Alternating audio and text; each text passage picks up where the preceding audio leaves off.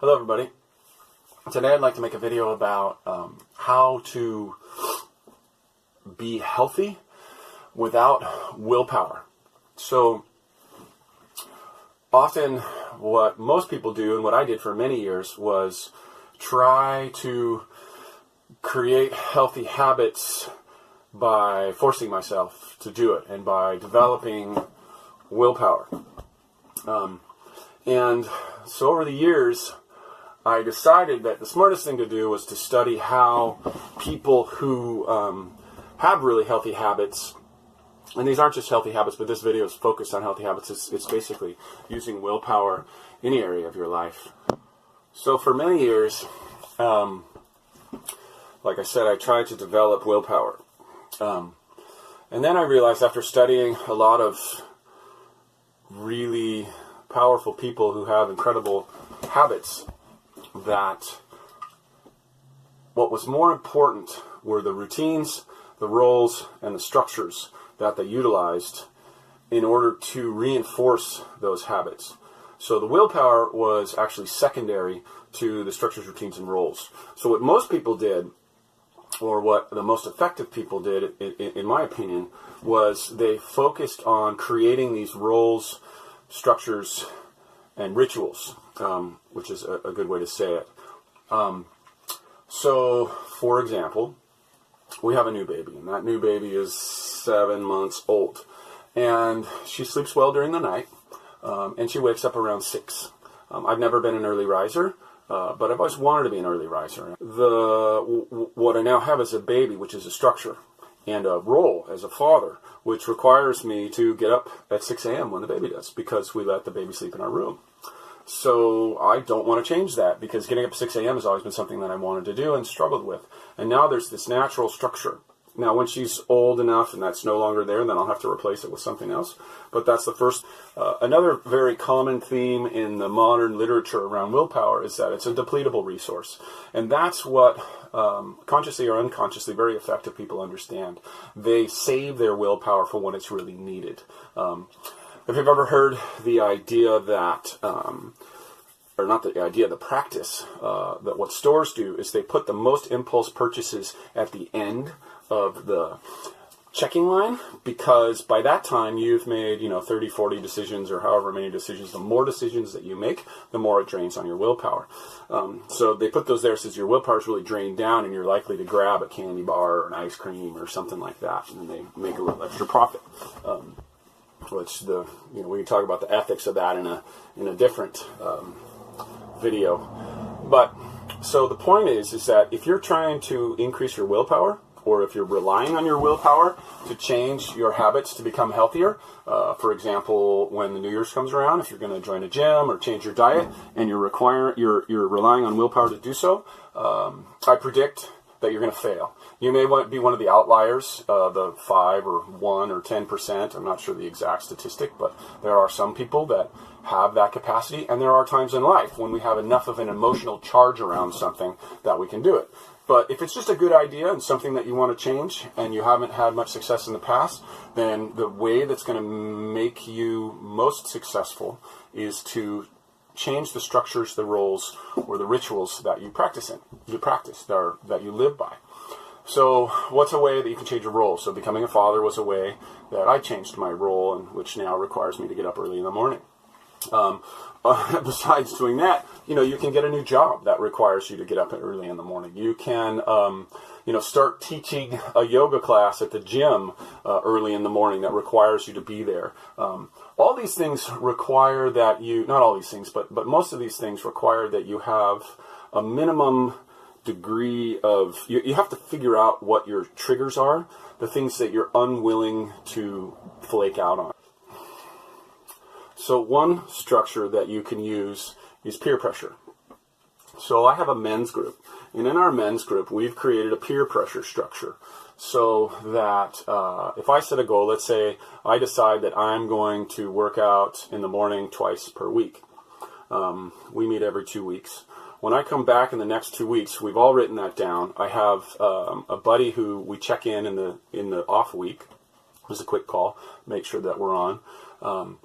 then he asked me about my goals. I'm like, yeah, I worked out last week and I'm going to work out next week. If I show up and I haven't worked out that second week, everybody else in the group, there's 7 of us, 6 of us, are required to pay $1 into the kitty. And nobody likes to pay $1 for somebody else. Nobody likes to pay anything for somebody else's mistake. And so we have a process where we go through and really work out, was it we forgot it? Was it that you got overwhelmed? Was it that you're in a pattern of breaking your word? All of these things. And so we hash that out until all of us feel comfortable that the next time around that person is going to fulfill on their commitment. And maybe they make no commitments next time because that's all they can manage. And that's totally fine. What we want to do is create a structure that has a self-reinforcing loop of success.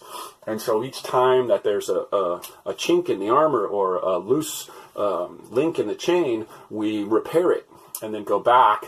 And if there's some rest that needs to happen, then we do that. So the point is that this structure is always self-correcting to 100% on my personal goals. So I'm never 100%, well, not never, I mean, a lot of times I am 100%, and a lot of times I mess up, and then we hash out what it is, and so I get better at making those commitments, and how I individually work inside of a commitment structure. We have one guy that makes about a commitment every 6 months, just one little one, because that's what feels right for him. I make probably 5 or 8 every 2-week cycle because that's what feels right for me. Sometimes I take a whole 2 or 3 months off because that's what I need. The point is that you create a structure that works for you that has a self-correcting loop. Either that be peer pressure or that be a kid crying. Years ago when I was a yoga instructor, I became a yoga instructor because I didn't feel healthy. And I knew that by having the structure of being a teacher of others, that I would become a healthy person. And I did it full-time for 5 years. And now I feel that part is in my past, and I feel really healthy, and I'm on to other teaching and building and environmental, back to the land, things that are really important and empowering to me. So roles, fatherhood, job, being a teacher, coaching a football team, whatever it is that speaks to you, that is consistent with creating the new healthy habits that you want to create.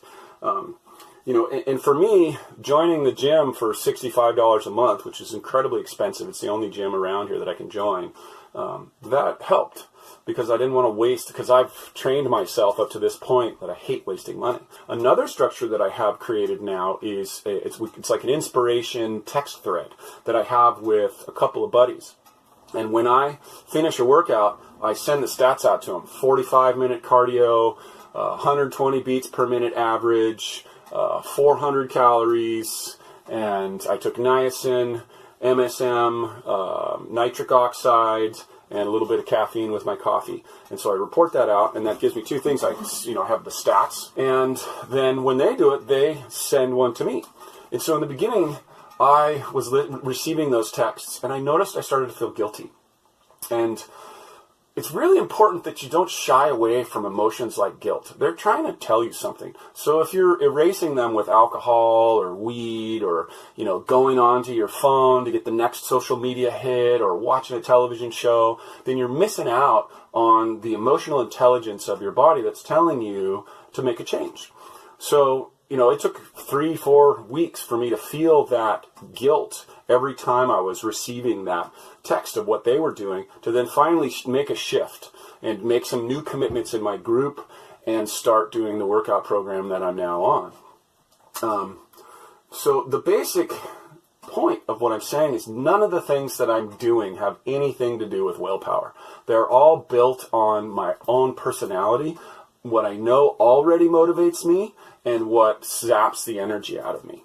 So, and then, the interesting thing that happens is the more you get into this loop, the more you start to feel like you have willpower. But it's interesting because it's not really willpower. What it is, it's the inertia of creating a new habit and a momentum. So once that momentum starts going, then it takes less willpower to do the same activity. So you're not building willpower, you're building momentum using the limited amount of willpower that you have, but using less in order to get going again. So structures, roles, and rituals. So rituals, you don't want to create new rituals. That's really hard. You want to add to existing rituals. Like maybe you have a ritual of getting up and making a cup of coffee. So for me, it's very important, I think, to make progress, to not make perfection the enemy of progress. So in the morning, I drink a mushroom tea, reishi, chaga, cordyceps, sometimes some astragalus, sometimes some, a couple of other ashwagandha, sometimes a couple of other tonic Chinese and other herbs. And I used to try to drink that alone. And then I also take MSM, and I used to try to take the MSM alone. And then I also take niacin, I used to try to take the niacin alone. And then I also take charcoal, which you actually have to take alone. So other than the charcoal, I mix all the other ones together. Now, they're a little less effective, and I put them in my coffee or my tea, because that's what I do every morning. What I do every morning is I have coffee or I have tea. Now, the effect is a little bit less. There's less. The MSM is not going to go as deep into the cleansing and the healing of the joints that it would if I took it by itself or with some vitamin C.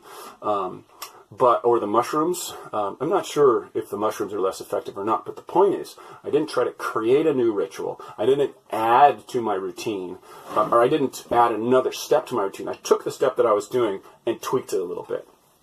So, and I've been on that program for months, if not, years. I mean, there's obviously a few times when life gets weird and I fall off, but I've been on that for months or years, and I rarely get sick anymore.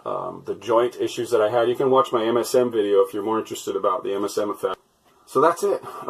Add to your existing rituals, and just add little things. Like I started off by adding the mushroom tea to my coffee, and I found a way that works for me. I don't take sugar in my coffee, so the mushroom flavor, if it's not too strong of a dose, feels just like a complementary bitter to the coffee bitters, And then sort of tweaking the dosages so that I felt good when I did it.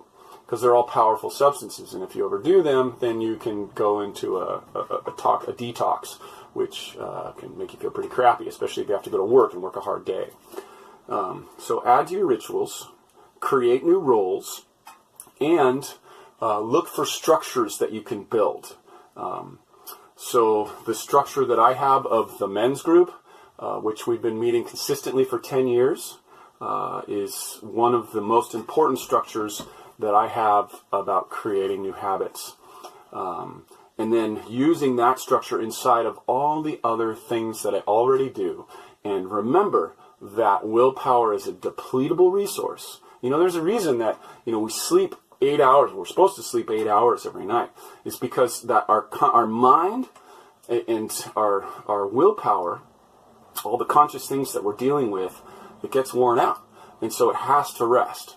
It's the same thing with your willpower. If you're using your willpower using high cognitive functioning, you're going to burn out and you need a rest period. You have to have rest periods. This is another part, I think a critical part that I want to leave you with. Relate to willpower like it's a depletable resource. Relate to cognitive capacity like it's a depletable resource. There's tons of evidence. You can look all over scientific journals and studies that show that this is true. Do that, and then give real attention to those rest periods between using your willpower and using your cognitive focus, your deep focus. That's it. Thanks for watching. I hope that was valuable.